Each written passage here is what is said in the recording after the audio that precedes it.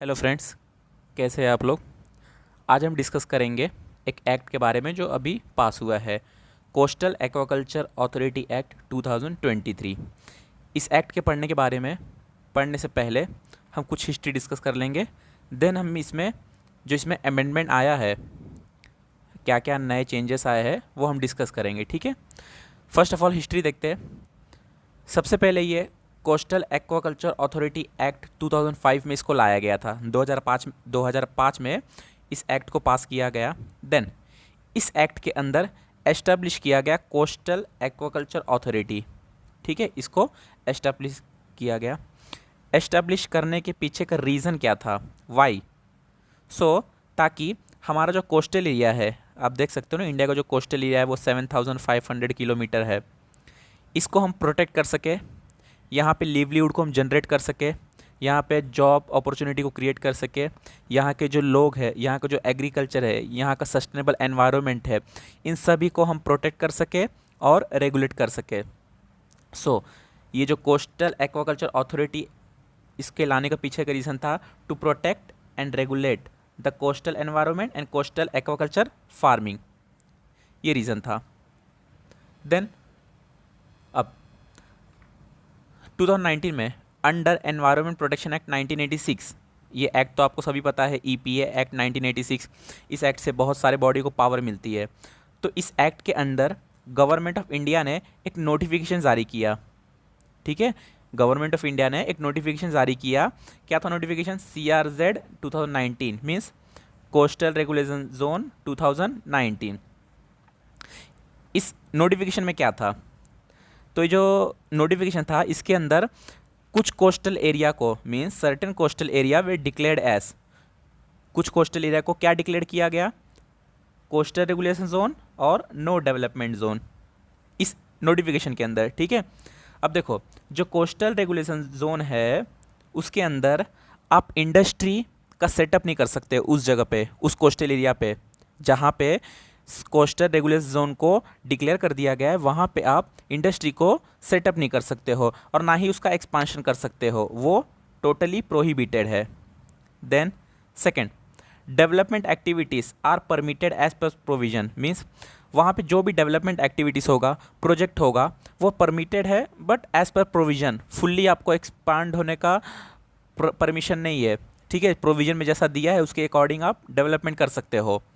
ये वहाँ होगा जहाँ पे कोस्टल रेगुलेशन जोन को डिक्लेयर किया है। और मान लो कोई कोस्टल एरिया है जहाँ पे नो डेवलपमेंट जोन, तो सिंपल आप समझ गए, अगर नो डेवलपमेंट जोन है मीन्स वहाँ पे आप डेवलपमेंट नहीं कर सकते हो, फैक्ट्रीज, इंडस्ट्रीज, कोई भी प्रोजेक्ट आप तैयार नहीं कर सकते हो। वहाँ पे एनक्रोचमेंट आप सुने रहोगे ना, इलीगल सैंड माइनिंग होता है, एनक्रोचमेंट, लैंड का इरोजन, ये सब कुछ अलाउड नहीं है, टोटली प्रोहिबिटेड है। ये सब नोटिफिकेशन के अंदर दिया गया है कि जिस कोस्टल एरिया को अगर कोस्टल रेगुलेशन जोन डिक्लेयर कर दिया गया तो वहाँ पे इंडस्ट्री डेवलपमेंट ये सब परमिटेड, प्रोहिबिटेड और परमिटेड है। Then no development zone declare कर दिया गया तो वहाँ पे इरोजन, इलीगल इंक्रोचमेंट, माइनिंग, ये सब इलीगल है। देन हम देखते हैं what are the amendments in new provision. अब अमेंडमेंट क्या क्या हुआ है? जो मैंने ब्लैक में लिखा हूँ ना वो ओल्ड है, जो रेड में मैंने सर्कल किया हूँ वो न्यू है। फर्स्ट ऑफ ऑल देखते हैं डेफिनेशन ऑफ एक्वाकल्चर क्या था। Aquaculture under control condition in ponds, pen, enclosure और, ठीक है, और in coastal area of shrimp, prawn, fish और any other aquatic life brackish in saline brackish but not in fresh water. Means पहले जो farming होता था वो saline water, brackish water, tank, pond सभी में होता था, बट पहले वाले प्रोविज़न में फ्रेश वाटर को इंक्लूड नहीं किया गया था। बट अभी रिसेंट में बोला गया कि आप फ्रेश वाटर में भी एक्वाकल्चर का फार्मिंग कर सकते हो।